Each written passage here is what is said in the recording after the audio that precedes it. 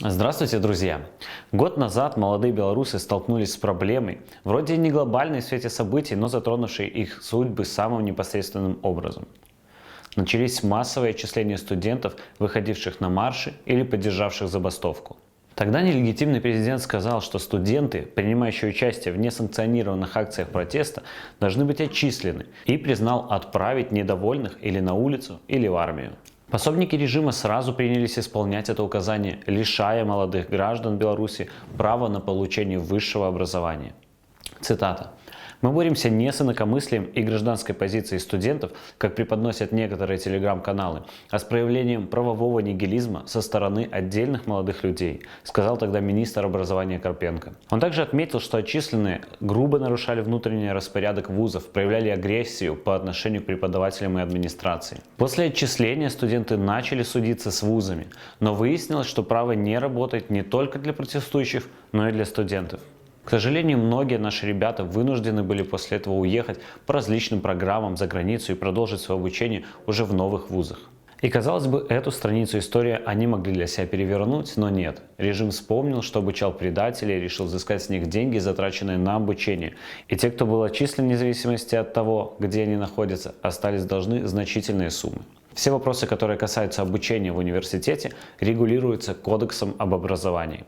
Поэтому в плане нюансов отчисления вы можете смело опираться на информацию оттуда. В частности, вопрос о возмещении средств рассматривается в первой части 88 статьи Кодекса. Согласно этому пункту, требовать от вас возмещения средств за обучение администрация учебного заведения может только если ты получил диплом, но отказался от распределения. Либо поступал в университет по целевому направлению, но отказался от отработки. Но есть исключения. Например, если ты обучался по одной из специальностей в интересах вооруженных сил, других войск и воинских формирований, органов внутренних дел, финансовых расследований, комитета государственного контроля и подразделений по чрезвычайным ситуациям, в таком случае при отчислении стоимость обучения придется оплатить. Это не зависит от того, был тебе выдан диплом или нет. Согласно закону, необходимо возместить все затраченные средства за период получения образования. Стоимость каждого курса представители учебного заведения подсчитывают индивидуально. Что при этом важно? Отбывание наказания по приговору суда не считается уважительной причиной для неприбытия по месту распределения. Такое обстоятельство не освобождает от возмещения средств, затраченных государством на обучение. Выпускнику предоставляется 6-месячный срок для добровольного погашения задолженности. По истечении этого срока учреждение образования взыскивает расходы на обучение через суд. Если же расходы были взысканы на основании судебного постановления, то начинается процедура исполнительного производства.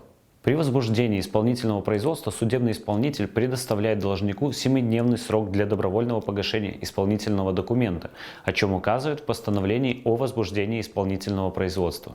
Срок для добровольного погашения исполнительного документа начисляется со дня надлежащего извещения должника о возбуждении исполнительного производства.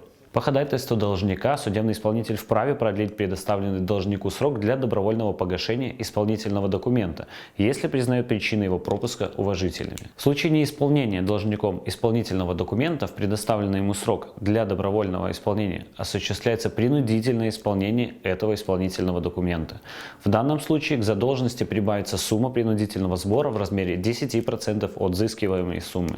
При исполнении исполнительного документа взыскание обращается в первую очередь на денежные средства должника в белорусских рублях и иностранной валюте.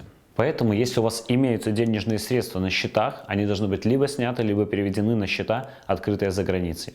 Угроза в адрес ваших родственников, что эти суммы будут взысканы с них, либо удержаны из их зарплат, не более чем угрозы.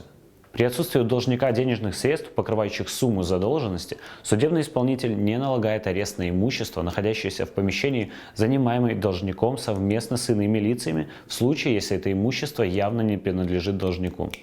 Это значит, что на шубу вашей мамы, если вы студент, или спиннинг вашего папы, если вы студентка, арест не может быть наложен. Более того, если до момента отчисления вы нигде официально не работали, то и вашего имущества у родителей быть не может.